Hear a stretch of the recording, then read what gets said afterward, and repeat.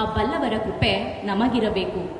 ಆ ಕೃಪೆಯನ್ನು ನಮ್ಮ ಮೇಲೆ ತೋರಿ ತಮ್ಮ ಅನುಭವಗಳನ್ನು ನಮಗೆ ಧಾರೆ ಎರೆಯಲು ಷಷ್ಠಬ್ದಿಯ ಮಹಾಸಂಗಮಕ್ಕೆ ಆಗಮಿಸಿರುವಂತಹ ಶ್ರೀ ರಾಜೇಶ್ ಪದ್ಮಾರ್ ಗುರೂಜಿಯವರನ್ನು ಪರಿಚಯಿಸುವ ಸೌಭಾಗ್ಯ ಇಂದು ನನ್ನದಾಗಿದೆ.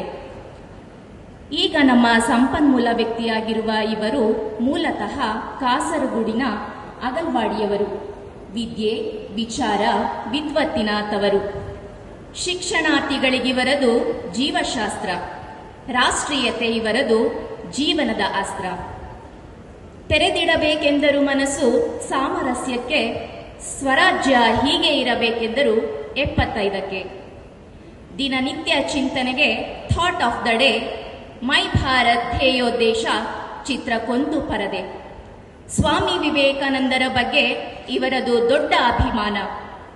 ದಶಕ ಮೀರಿ ಸಾಗಿದೆ ಇವ ಜನತೆಯಲ್ಲಿ ಅಭಿಯಾನ. ಉತ್ತಮಾರ್ಥ, ದಿಶಾ ಭಾರತ, ಸಮರ್ಥ ಭಾರತ ಸಂಸ್ಥೆಗಳ ಟ್ರಸ್ಟಿ.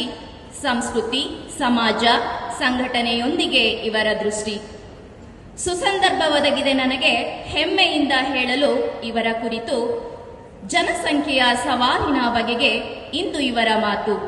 ಸುಸಂದರ್ಭ ಒದಗಿದೆ ನನಗೆ ಹೆಮ್ಮೆಯಿಂದ ಹೇಳಲು ಇವರ ಕುರಿತು. ಜನಸಂಖ್ಯೆಯ ಸವಾಲಿನ ಬಗೆಗೆ ಇಂದು ಇವರ ಮಾತು. 1000 ಹೇಳಿದರೂ ಕಡಿಮೆ ಎನಿಸುವುದು, ಹೇಳಿದಂತೆ ಕೇವಲ ಪದಮೂರ್.